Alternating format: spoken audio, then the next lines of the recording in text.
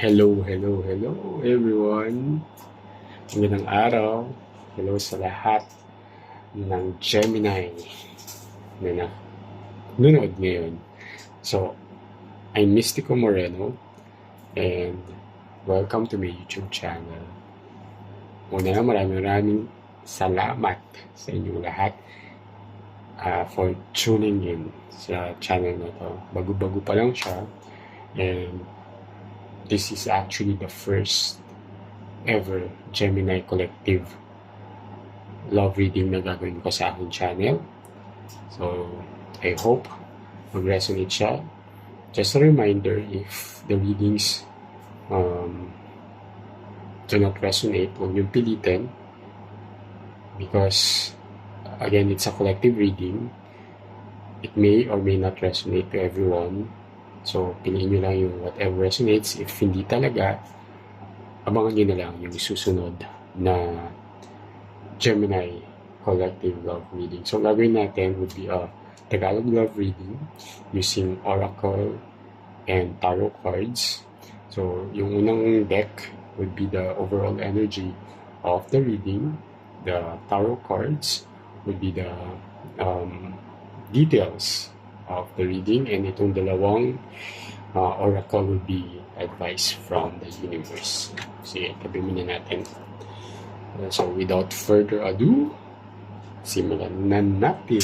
So, na-pre-shuffle ko na itong cards na to, pero shuffle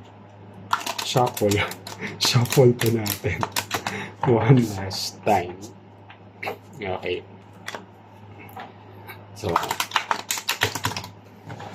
habang sinashuffle ko ang deck. Ayan. So, sana supportahan niyo itong channel na to para magtuloy-tuloy ang aking reading. So, paki-like naman. Subscribe na rin kayo sa channel na to para updated kayo sa mga susunod pang love readings. And comment na rin kayo sa baba kung nag-resonate ang reading na ito sa inyo. Okay, share nyo na rin sa mga kakilala nyong Gemini para mabigyan din sila ng guidance. Okay? So, second card, kasi it's February, Breath of the Divine. Sige. Basahin natin from the Oracle of Great Eastern Oracle. Okay? So, ano ba si Breath of the Divine? Okay. So, Breath of the Divine. Okay, so visualize that inside your body is a battlefield where two powerful armies are at war with each other. Your rational mind controls the blue army. It aims to eliminate the red army, which is powered by your heart and wants to unify everything. The war between these forces will go on forever unless the breath of the divine steps in to take control of the battlefield. The reflection, you are in limbo because of an important decision you need to make. Your heart wants to take a certain direction, but your rational mind is fighting against it. The breath of the divine is the grace of God in your soul. Let it awaken you to your essence. Let it enhance the quality of your life by unifying your heart and rational mind. If your decision is related to physical wellness and corporal life, follow reason and your analytical mind. But if it is about your feeling and emotion, live by your values. You are embraced by nurturing hearts and loving souls, and there is a wellspring of grace within you that you can renew. Don't be concerned with what others may think or say. Allow the divine breath to step in, shake things up, and sort out your situation with greater wisdom. Toss out all the negative thoughts that are holding you back and follow your inner guidance. Allow everything else to be rearranged by the loving hand of life. Trust it, even if it does not seem right to your mind. You will soon feel the presence and embrace communion that needs no words. So, yun. So, saan sinasabi dito? First, okay, yun nga yung naglalaban yung sinasabi ng puso at utak. Okay? Ayan, lalo na love reading to. Madalas na common yun, di ba, na nangyayari. And it's a common expression din na gamitin ng utak over puso or gamitin ng puso over utak. But what it says here is allow really the divine being to be your guide para meron kang grace when it comes to making the right decision. Okay? So, alam mo naman yung talagang desire na nasa puso mo, especially when it comes to love, di ba? Ano ba yung gusto mo sa isang tao na magmamahal sa'yo? Okay, so meron kang for sure, you have a list of mga criteria mo when it comes to love. Meron kayong mga non-negotiables for sure. Okay, so anyway, so tingnan natin ano bang sasabihin. Punta na tayo sa tarot cards. So, na-shuffle ko na rin to. Shuffle ko na lang ulit. And habang sinashuffle ko, anong gagawin? So, please like and hit the subscribe button, di ba? Para mag-grow naman yung channel. And tuloy-tuloy ang ating love reading. Yan. So, kamusta ba ang inyong love life? Nako, buwan ng mga puso pa naman. Okay? Pero again, it's just a society I wouldn't say imposed, pero di ba, parang hindi porket Valentine dapat may kadate ka na. It would be nice, pero again, dapat love yourself first para buong-buo ka na kahit nakapalibot sa'yo ay mga nagde-date during Valentine's. Alam mong buo ka and kahit mag-isa ka or single ka, di ba? Alam mo din na may darating na tamang tao para sa iyo. Okay. So, I'll pull the second card. Seven of Wands. Oops. The Moon. King of Cups. Page of Coins. Okay. Eight of Coins. The Magician. Ace of Wands. Medyo similar kay ni Aries na dito. Two of Cups. Eight of Wands. And Two of Wands. Okay. What you don't see coming is a Two of Swords. Okay. Ano ba si Seven of Wands? Sige, simulan natin. So, it starts with the Seven of Wands. Okay. And ends with the Two of Wands.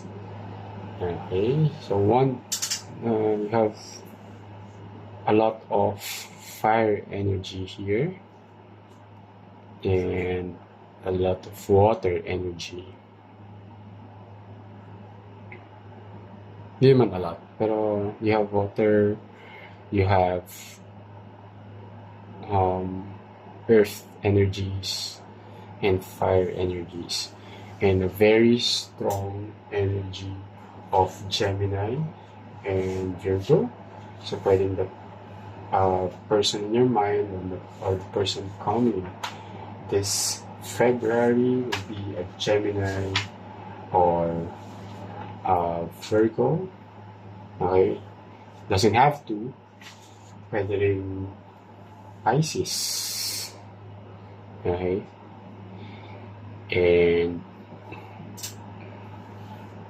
may energies nga din ng other fire signs like Aries, Leo, Sagittarius, water signs, bukod sa Pisces ay Scorpio, and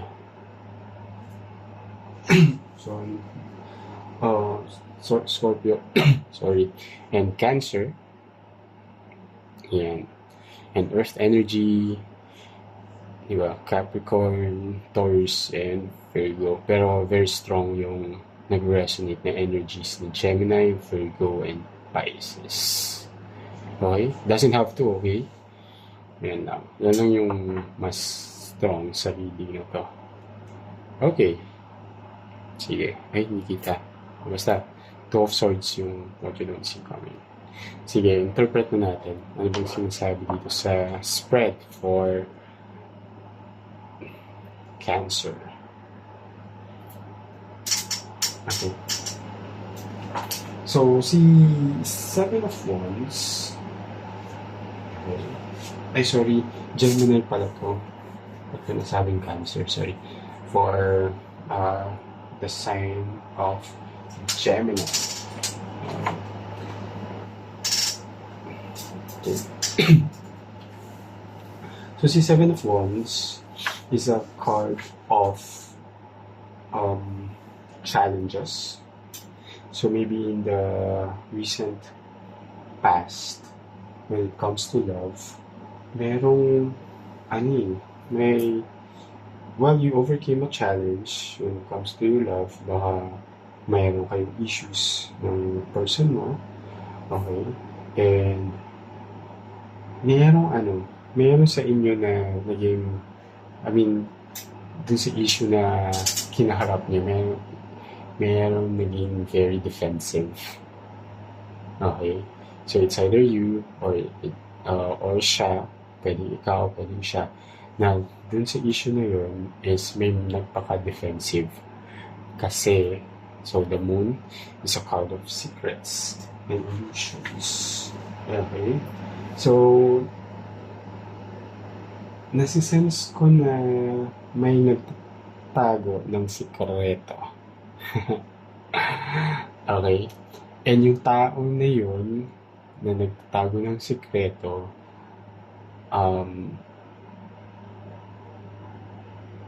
nahuli nyo siya. Okay? And naging defensive siya sa kanyang sa confrontation na nangyari. Okay? However, na-resolve siya. Okay?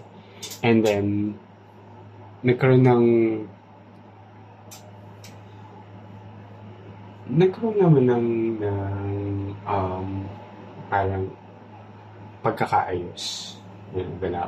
You gained wisdom from that incident. Okay? And it led to a new beginning, a new start. Okay? And dahil dun, mas nagkaroon ng parang bond yung relationship na after resolving that issue, diba, merong consistency na nangyari. Merong dahil sa pag-uusap, dahil sa kaganapan na nangyari between the two of you, titry nyo i-resolve and you're able to do it, tapos nagsimula kayo ulit. Okay? And for the two of you, you're now dedicated on working on the relationship. Gusto nyo ayusin na. And that's actually what you are manifesting when it comes to that relationship. Diba? So, kasi ito lumabas si Magician card. So, it's a card of manifestation and desire. And same goes with Wands, the Ace of Wands.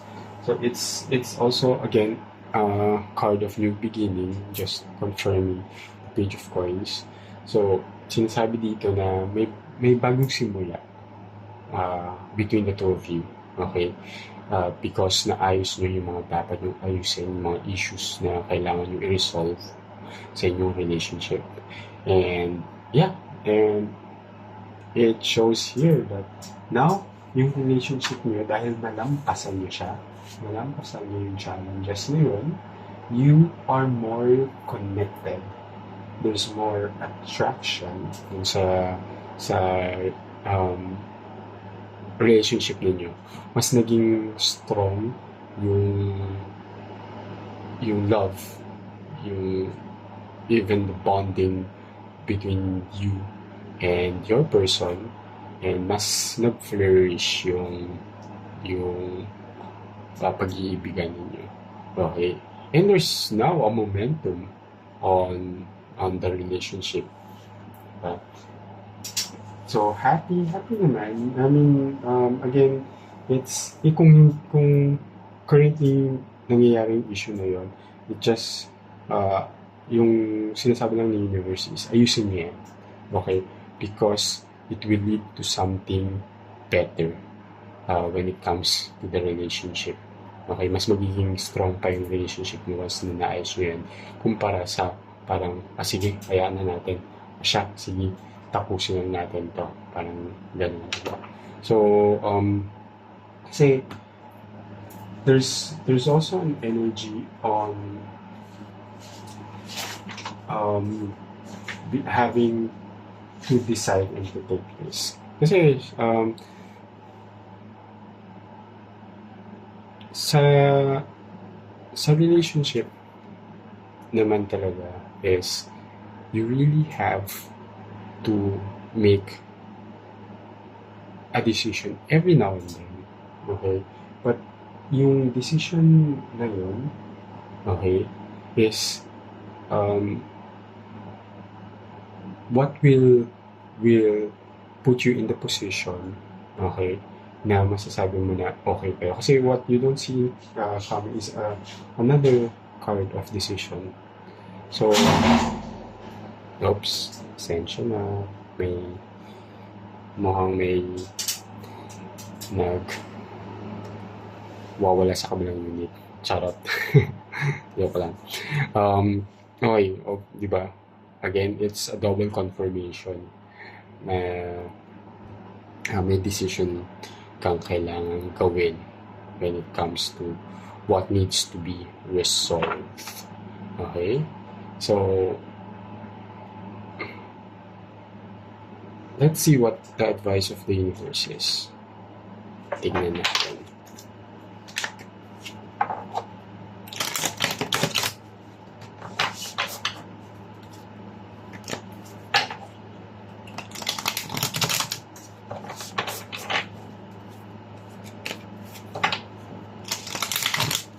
Again, habang binabalasa ko ito, please like, share, and comment if nag-resonate. And subscribe na rin po kayo para mag-grow yung channel na to at makagawa pa ako ng other love readings for this collective. Okay. Let's see. Strength. Ayan. O, diba? Be strong. Be strong. Don't give up. Diba? Huwag bibitaw. Huwag basta-basta bibitaw. Hindi porket may issue, may problema sa isang relationship, basta-basta na lang tayo bibitaw. Kung kaya pang ayusin, again, depende kung pasok siya sa kaya niyo pang i-negotiate. Pero kung non-negotiable na yung ginawa ng tao, syempre, stick to your boundaries. Diba? That's self-love. Okay? Kaysa, diba, na hindi na pumasok sa mga sa criteria mo or sa non-negotiables mo tapos tuloy pa rin, diba? Hindi na rin tama. Okay, pero sinasabi ni Universe guys, hanggat kayang ayusin, Okay? Na hindi pa talaga naman din dumarating sa point nga na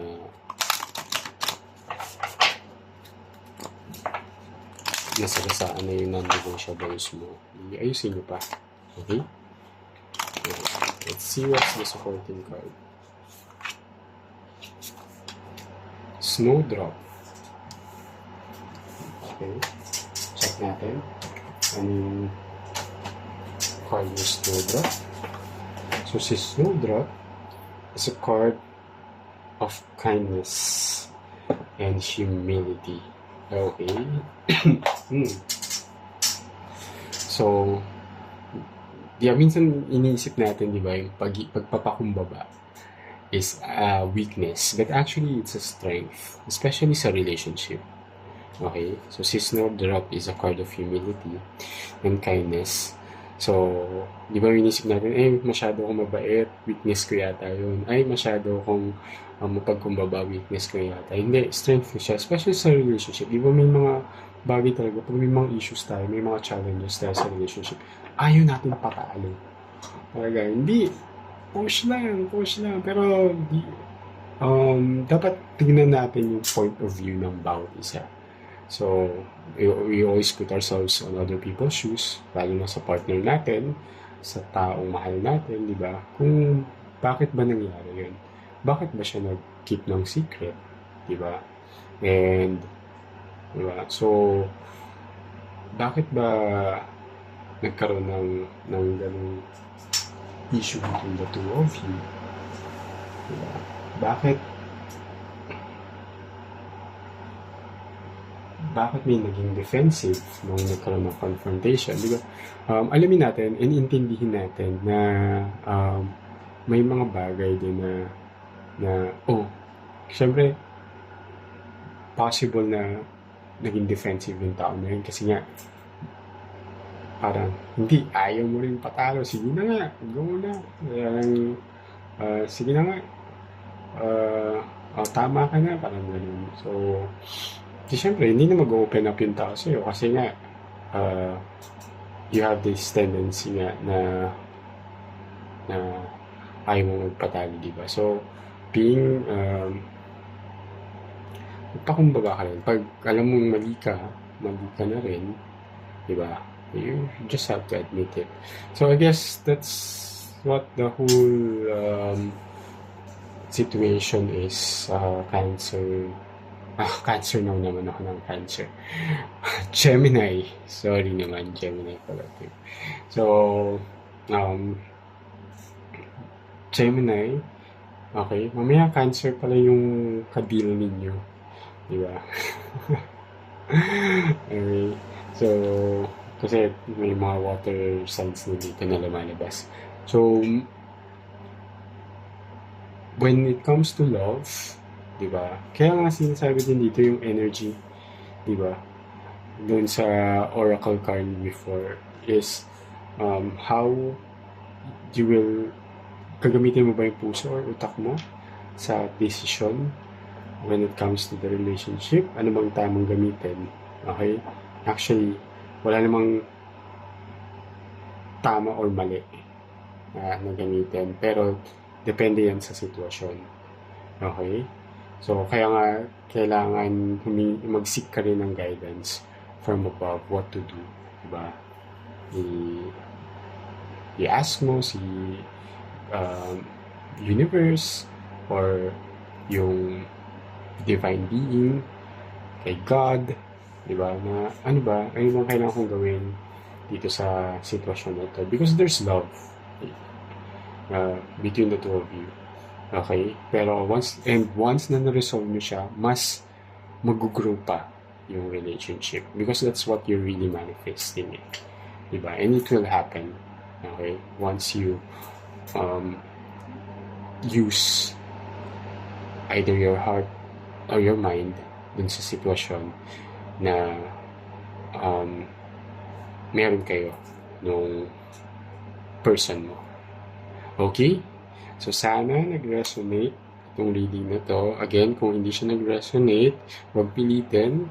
Just wait for the next reading of that Gemini Collective love reading.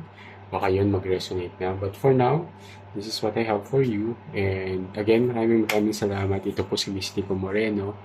And sana matulungan niyo itong channel na ito mag-grow. Just like, share, and subscribe. Maraming salamat. Hanggang sa muli. Ingat!